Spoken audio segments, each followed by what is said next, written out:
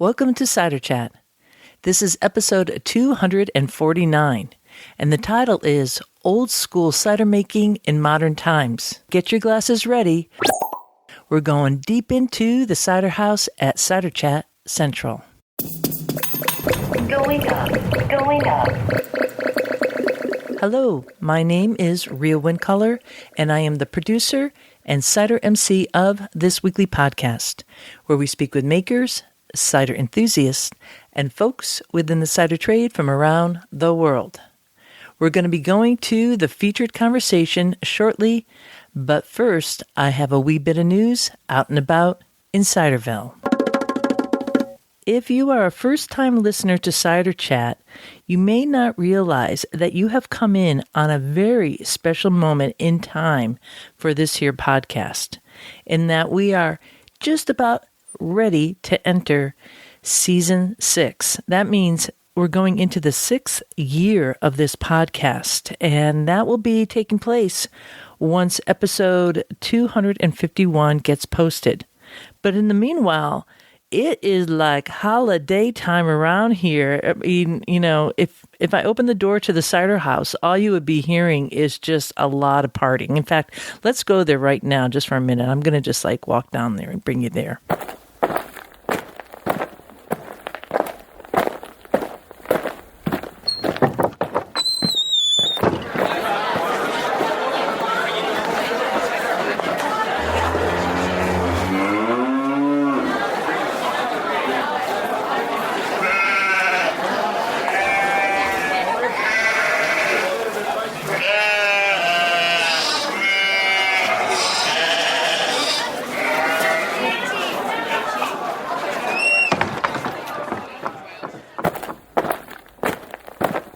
Oh my goodness, they're having a lot of fun in there. And just so you know, those are all talking palms, so social distancing is not something that they have to worry about. I mean, the quince and the apples, they hang out together, and the pears, well, they're always off in their own corner, kind of playing backgammon or something like that. And of course, the medlars are rolling around to everybody because they're just like happy-go-lucky. And I heard that there was a couple sorbs that came in because they know, of course, there's a party. Always a party in the cider house, and especially right now. So welcome if you're new to Cider Chat. Hip, hip, hooray! And if you're a regular listener, thank you so much. I mean, what can I say? We have had an amazing time, and there's good times still yet to come. I mean, we are just on the beginning of this voyage in so many ways. It's just amazing. It really blows me out of the water. Anyways, I'm not going to dwell on that because we'll be saving that all for episode 250 to kind of look both forward and back at season 5 and then to season 6. But before I go any further, I want to say thank you to all the folks over the years who have donated to Cider Chat and the folks who are regular patrons of Cider Chat, both at the personal level and at the commercial level. Without your incredible generosity, I would not have made it this far. It lifts me up.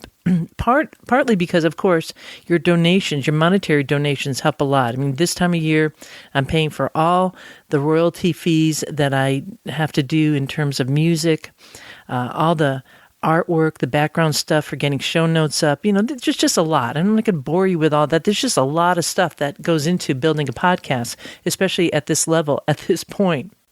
That is, without a doubt, really important, no doubt. But what is equally, or may I even say even greater of importance to me in the long run, something that I will just never forget, is the personal connection that I have had with all of you who have become patrons and who donate every month to Cider Chat. It's really something, and wow, my heart is just so full from it. Speaking of which, I have a couple new folks who just recently donated to Cider Chat, so let's take a pause here, and I want to just tell you a little bit about their story and how it's going to be affecting some future episodes. So I heard from Scott and Ginger first wrote to me that she couldn't tell me how many long drives have gone by so quickly listening to Cider Chat. So that was really nice. And then I received an email for a little bit more info from these folks. And this time it was Scott writing, and he says that they're starting a cidery in the Pacific Northwest. I guess they're kind of bi-coastal like me. They're on the East Coast and the West Coast. And they've spoken to two cideries. One is Dragon Head Cidery, that's near Seattle, and the other is Finn River. Sounds like they're going to be taking a Peter Mitchell class in March. That's really awesome. They also have the New Cider Maker's Handbook, Cider Sweet and Hard, and the most recent cider book I had the pleasure of speaking to the authors about was the Big Book of Cider Making. So they have all those like different resources, taking a class. They also currently have 30 apple trees, and about 20 of which are cider apples. And they're planning on another 6 to 8 acres of mainly cider apples on their 15-acre plot. Woo! So it's going to be a mix of semi-dwarf and dwarf trees depending on the plot of land. They're looking to start a small-scale commercial cidery that has ability to scale with time. We have a clean sheet to work with in terms of building and equipment, but it has been difficult to find anything about actually building the cidery. Yeah, there really isn't anything out there, so how about if I do a Building the Cidery series? And this week I'm going to be recording an episode with Steve Garwood of Ragged Hill Cidery because I was just recently there over Cider Days. And then I have a couple other makers in the lineup too that I'm going to be contacting. But I just want to throw this out to you, Ciderville. If you are a commercial maker or you know of someone who you think would be a good point person to reference in on this Building a Cidery, who's built something like what Scott and Ginger are looking for. They're able to grow in scale. And I'm looking for some of the things that you just are so happy that you did about the cidery, maybe different equipment buys, and then also the flip side of it, what you would be doing differently and something that you wouldn't have done at all had you known then what you know now. You catch my drift? So I think this is going to be a really fun series. It might be ongoing over the years. And so a big tip of the glass to Scott and Ginger for prompting that on and reaching out to me, because that's really where it happens. Let me take a little pause here, and I want to read you this really sweet note that came in from Germany. Walking through the orchards. This next email comes in from Patrick Mann. He writes, "My wife and I are longtime listeners of Cider Chat. We have really enjoyed the mix of content. It is not only entertaining, but also exceptionally informative and educational. There isn't really anything comparable out there."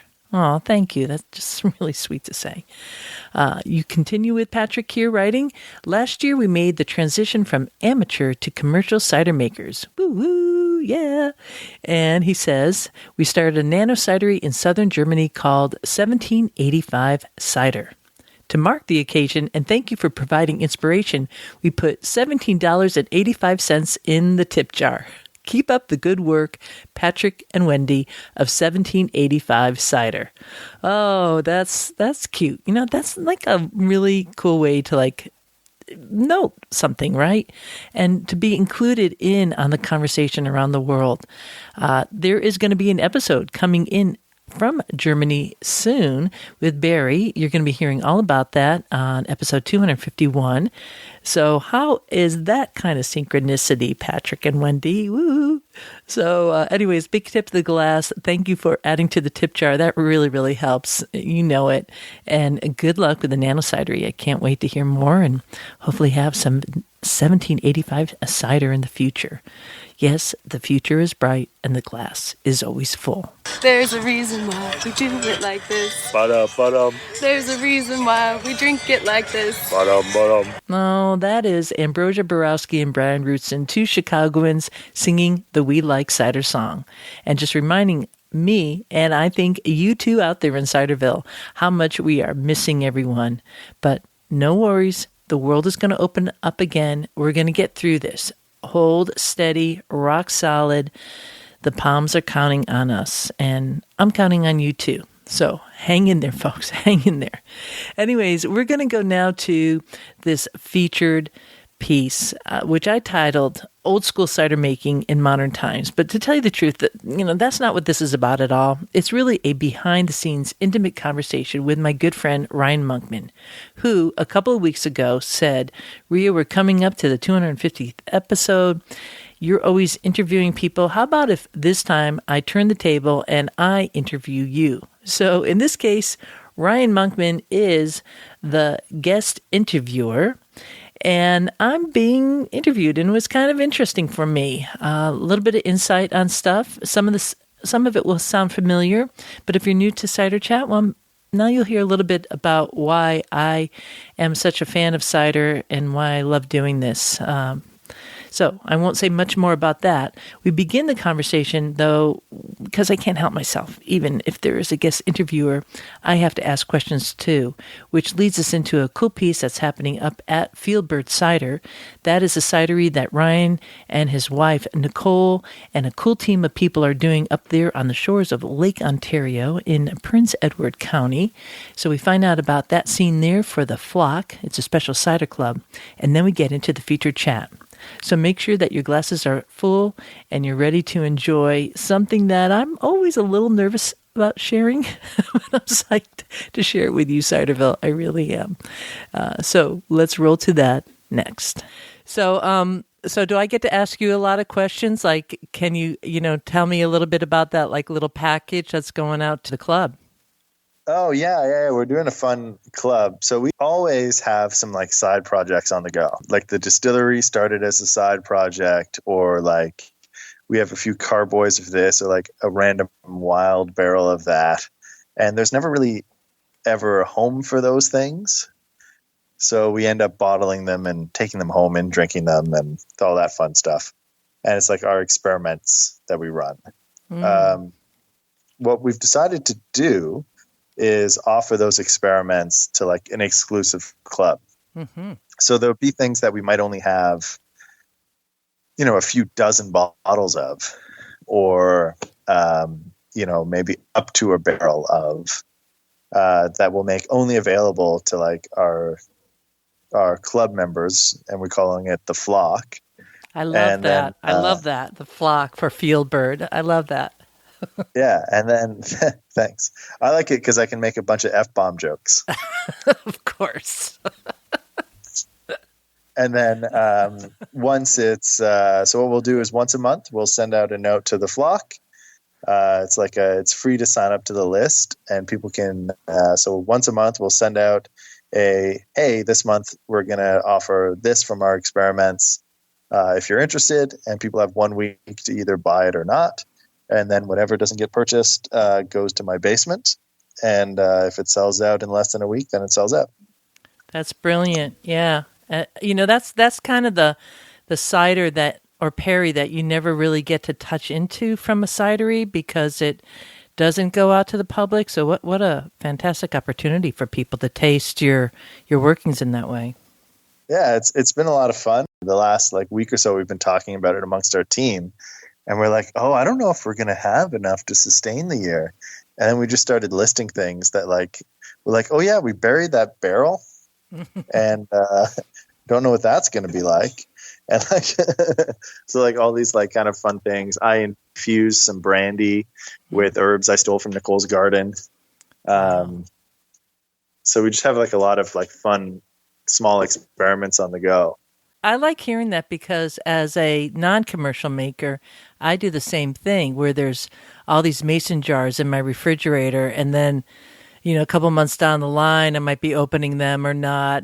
I guess it happens at the commercial scale and at all the different scales, doesn't it? It's common for us for sure. It's super common in winemaking.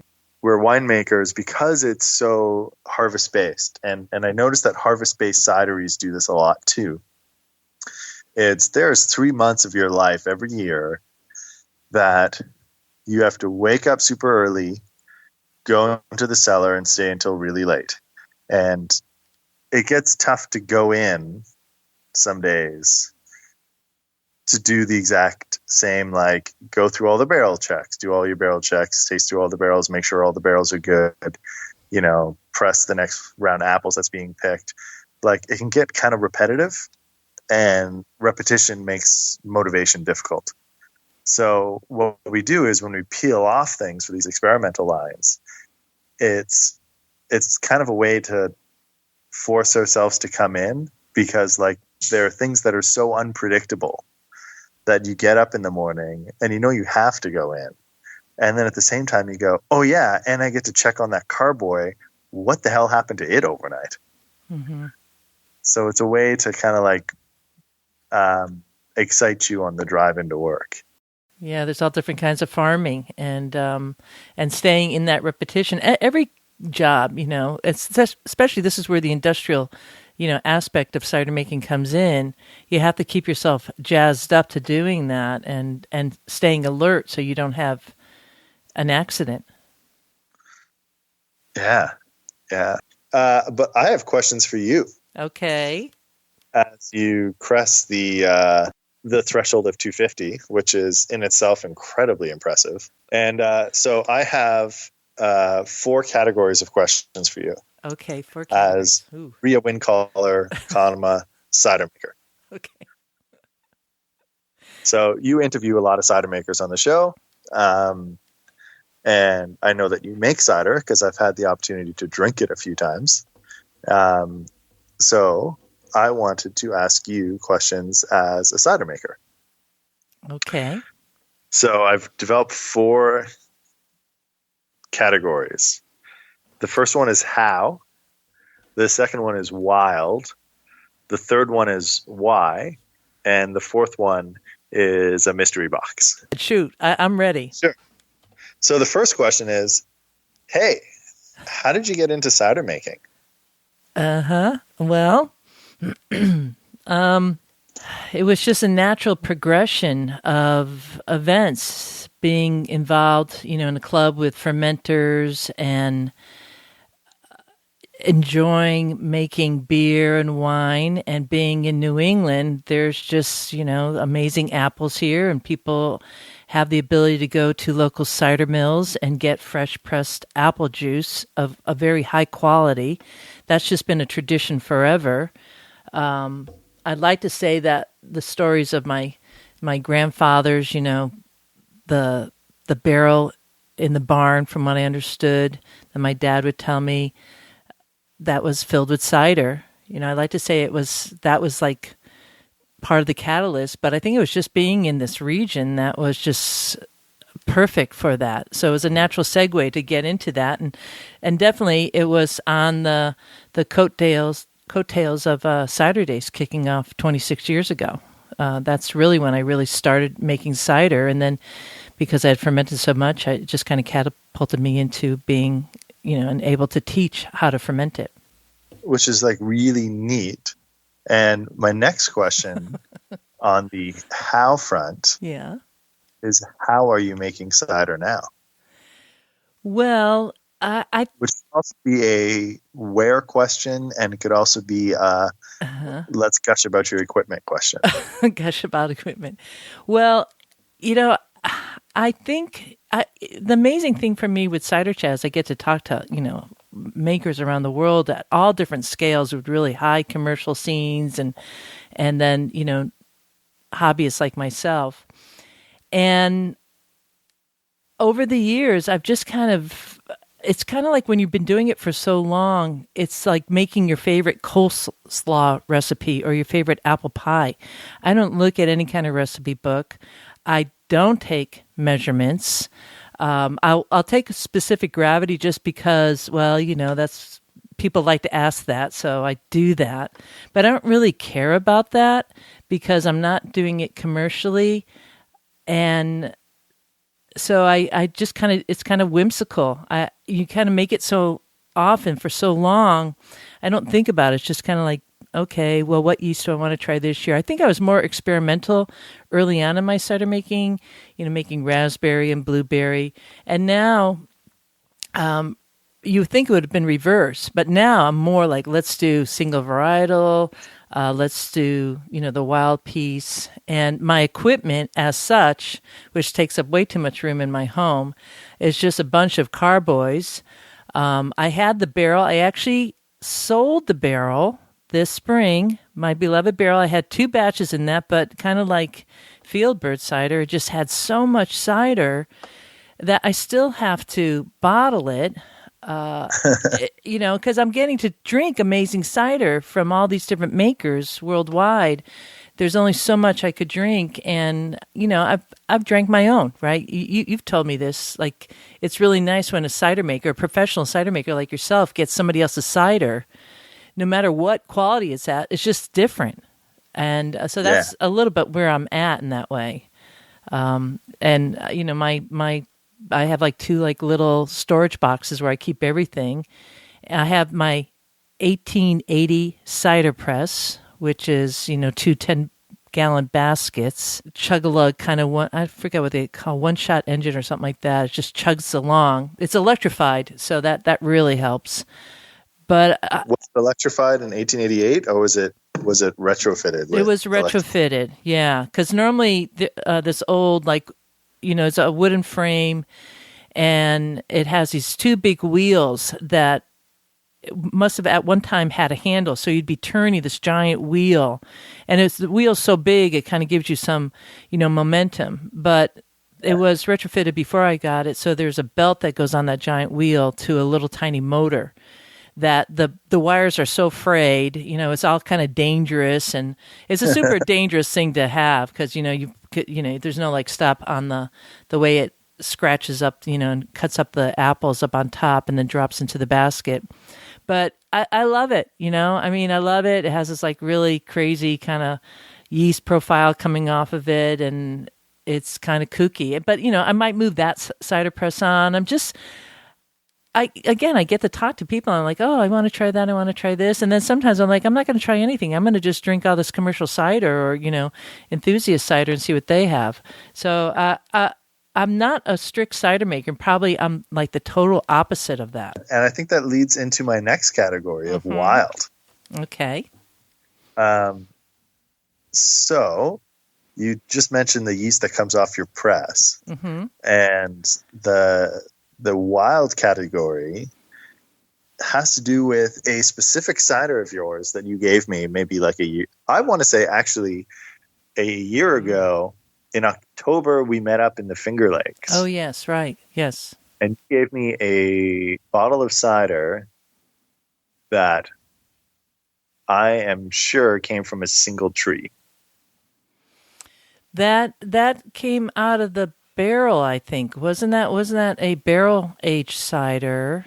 And it had a very dominant apple variety because I scrimp all my apples from this one little orchard that I can't tell you where it's from because I don't want anybody to know. But I got my hooks on a whole bunch of apples from these really, really old Roxbury russet trees. That's really cool. Yeah. And then when you were fermenting in the barrel that's now moved on into someone else's loving hands, were you inoculating or were you just letting the barrel and the press take over? I just let it take over. No inoculation at all. And that's probably what I'm doing more than anything is just letting the cider go, wild, right? The ambient yeast. And that's what I really dig. But that's scary. But, with that cider that I gave you, I probably, what I like to do with that is just like really let it sit. Like 1, 2, maybe 3 years, let it sit. And that's when I feel like it really gets its body at that point. So sometimes too young it could really deceive you and think, oh man, this is crap. But you give it like 2 or 3 years, which I get to have that. Versus a commercial maker has to kind of move it a little bit quicker at this point. But I sit on it. Cool. And you said it's scary to do it that way. When is it scary? I think the whole process is scary. Like, since that was in the barrel, and I have this really good friend by the name of Ryan Monkman, who's like my barrel go-to and cider professional that I lean on. I was smelling a little of the rotten eggs. I'm like, oh my God, my yeast is getting stressed. What am I going to do? And I don't add commercial yeast nutrients. That's just not in my repertoire. I don't feel confident about it, and I don't feel like I want to buy that much yeast nutrient to be sitting around for a while. So instead, I'll just grab some raisins and pop that in. And so that's how it's just kind of like feeding the stressed out yeast, kind of that classic New England style of throwing something in there to keep them happy, and then it would like settle down. And that's that process there. So you're in the initial, like, kind of as it's fermenting along.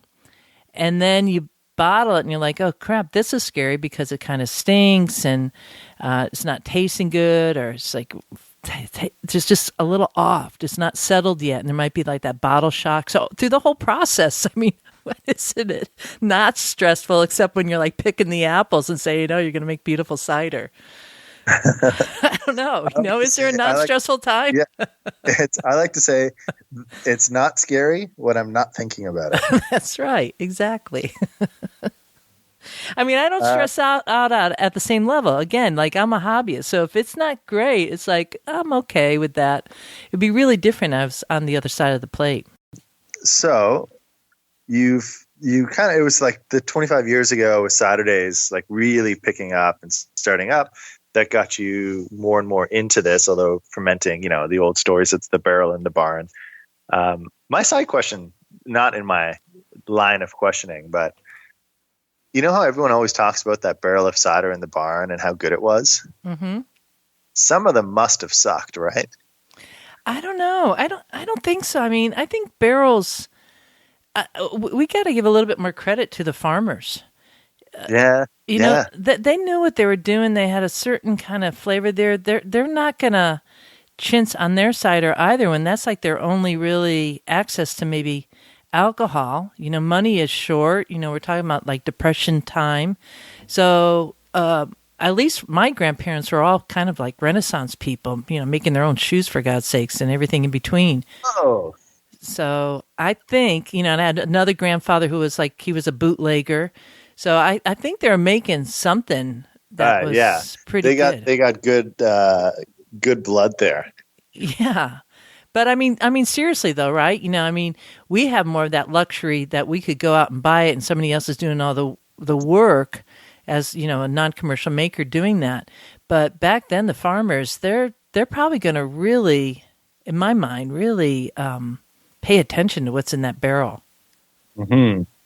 Judging cider, I don't think is a new thing. It's not something of this century by any means. Going back, 50, 100 years, people were bringing it to the local neighborhood or community or fairgrounds, and probably were judging ciders back then too. I think it's kind of like egotistical to think like we're the first generation who is like doing the fine notes of cider. And actually, if you look at like Martinelli cider out of California, they started like over 150 years ago, and they were winning gold medals back then at like the giant apple festival that happened in Watsonville, California. So I think it's always kind of like the newest generation always thinks like we have it going on. But I don't think that's true. Otherwise, we'd be in a very different world now. People would have given like, oh crap, we're not going to be fermenting that. But I think we're always been perfecting that. We just have it at a more scientific level now, where we could like culture yeast and, check the specific gravity and all that, which wasn't accessible, just a short time ago. That leads me perfectly into my last question in the why. Okay.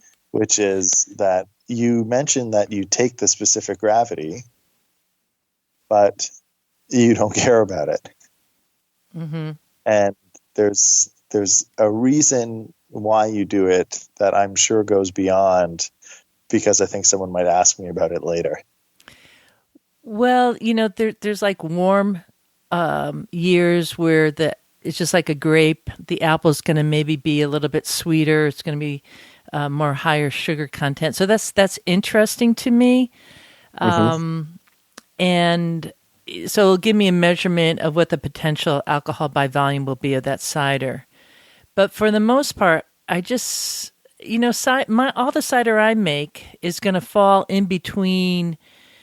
If I fortify, it's going to probably be up to like, 8%, maybe higher.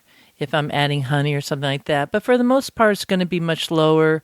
And I think after a while, I kind of bite into it. I say, oh, this is really high sugar content. This isn't. It's going to be a much lower one. I'm just doing like a wild ferment. Might be as low as 4% or something. I don't really mind that because I feel like once you've drank so much, you could kind of tell what amount alcohol level you're drinking.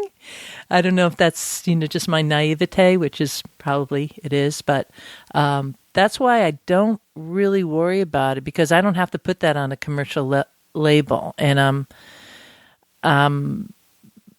like right now, I have a keg of Perry, believe it or not. I call it actually pear cider because I had this box of Perry pears. I think it's probably the first time any of these pears have ever been fermented. It's off of this farm that I talk about quite a bit, an orchard from New Salem Preserves. It's a pear tree that I saved or helped them save because they didn't know what it was worth, right? So, and I got this tiny little box of pears from there and added it in, and I had some base cider apples, probably some Roxbury russets. I'd have to look at my notes. And I kegged that from 2 seasons ago, and I just cracked the keg this weekend. It took this manifestation of, and it was also wild ferment, right? So I just wanted to see what was on the Perry pears. And before I kegged it, I was like, oh my God, it tasted fantastic. It was just just hitting on all 4 cylinders. And then over time, it not so good. I'm like, oh, darn. So I just put it in the keg and I forgot about it. And then this weekend I opened it. And Ryan, I wish you were here. Because it's incredible. It has that spiciness of Perry pear. And it's awoken. It's absolutely awoken. I'm like, dang, this is so drinkable. And as I'm drinking it, I also know that it's low ABV. I could tell that it's just low ABV because I kind of knew what I had mixed in there and didn't fortify it. So the specific, I think, comes in handy for that, for the knowing what the alcohol by volume content is. But I didn't do any kind of pH. I didn't check any of that, which is, an absolute no-no, especially when you're dealing with pears. But I just, I kind of cooked the way my grandmother, my mother, all the folks cooking in the family did it. Just kind of feel it. And sometimes you really hit it and sometimes you don't. But something about the magic of that apples and the pears and now, playing with quinces, they just, if you let them be, they will deliver. And it's a way to, and you've actually brought this up twice now, where it's cooking in the way that your mother did and your grandmother did. And there's a reaching into the past that happens when you do it that way. Mm-hmm. When you put the lab equipment aside or put the book aside, and this happens in the kitchen all the time. Mm-hmm. And there's something that makes it a more meaningful experience when you just are present to it, that you get out of your head and into your hands. And you just let your hands connect you to the generations that have come before you. Yeah, letting your intuition roll, I think. Because I think the opposite side, when you're looking so much at the books, it can be very stressful. And you're always living up to another person's ideal. And not that say that their ideal isn't a good ideal, but also giving yourself some credit for your own intuitive sense of what you like to drink. And then often you'll find other people like drinking that too. Yeah. And what's neat about that approach that you take is that when it works, and it often works, is that you've created something more impactful than a bottle of cider. And if it doesn't work for some reason, the worst thing that happens is you have a bit of bad cider. True. So the benefit and the gain is huge and vast. And the downside is tiny. The downside is this is the cider I'll drink in my second glass. Mm-hmm. So I think it's really neat that you're doing that. And now for my grab bag mystery question. Okay. So, a quarter of an M of episodes in, 250, which again, I have to say is like, that's huge. There's a lot of voices out there, right? A lot of voices still yet to be heard. Yeah. So my question is, and it doesn't have to be specifically about cider making, because what we hear on the podcast is, a little under an hour or whatever of conversation. But I know from being on it, the background that goes into it, the lining up interviews, the recording, I know when you interview me, I talk forever, and thankfully you're able to edit it down so no one, falls asleep listening to me. Or I should say fewer people fall asleep listening to me. And all the work that goes in behind the final product that people see or hear. And my question is, after 250 episodes, what has been the most meaningful thing you've learned? Ooh. What is the most meaningful thing I've learned? Oh, man, that's gonna... I didn't want to prep you at all. Wow, you didn't prep me. The most meaningful. I think maybe it's what was the most meaningful to begin with. It has been the same thread that has continued through. And I think I probably know that now more than ever, which is it's all about the story.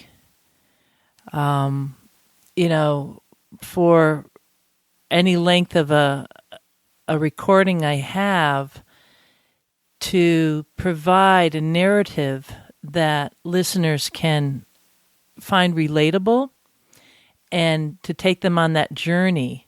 And sometimes when we're speaking, in person or even now, you have to kind of know where to pull that out and really go to not just the sound bites, but to the emotion of the story. If you could do that. And if I didn't have that as kind of my marker, I probably would get really bored. But it's the beauty of, for me, really allowing a person to shine, because I think in this world there's so many opportunities to do the opposite, to be critical, to be judging, and I find it's such a beautiful gift to allow that person, that cidery, that cider, that orchard, whatever the topic that we're talking about, to really lift it up and to kind of spread that out. Well, Rhea, thank you for being my guest today on Cider Chat.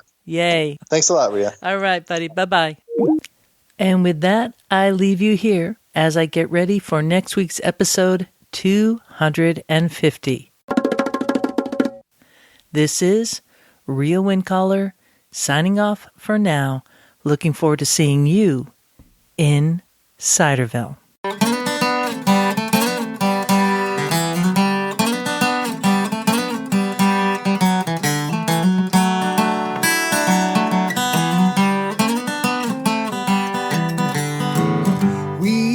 Like cider, we like ponds, we love orchards and having fun. There is a reason why we do it like this. Oh yes there is. There is a reason why we do it like this. Oh yes there is. There is a reason why we drink it like this. Oh yes there is a reason. We like walking through the orchards, dancing in the streets, smelling all the blossoms, kicking up our feet.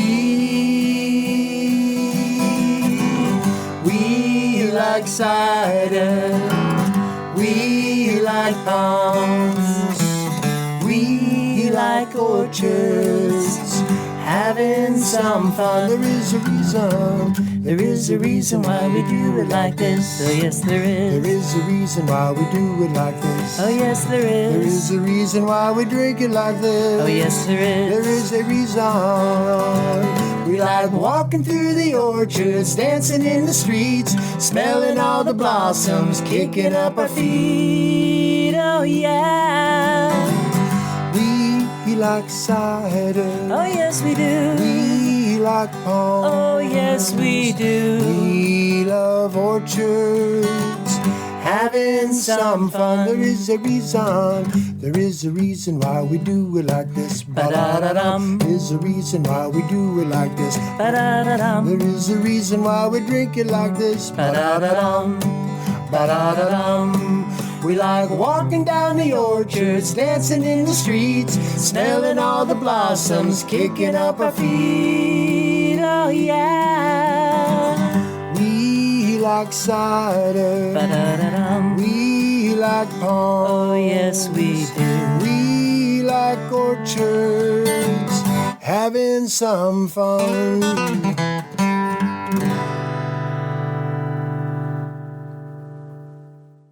Yeehaw!